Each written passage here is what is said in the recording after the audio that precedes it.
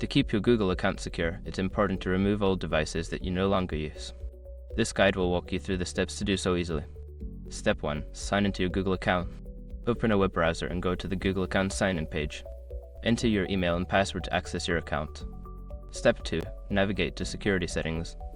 Once logged in, find the Security tab on the left-hand side of the page. Click on it to access your account's security settings. Step 3. Review your devices. Scroll down to the section labeled Your Devices. Here, you will see a list of devices that are currently signed into your Google account. Step 4. Select the device to remove. Click on the device you want to remove. A pop-up will appear with more details about the device. Step 5. Remove the device. In the pop-up, look for the option that says Sign Out or Remove. Click on it to disconnect the device from your Google account. By following these steps, you can easily manage and remove all devices from your Google account, enhancing your security. Regularly checking your account settings is a good practice to maintain your online safety.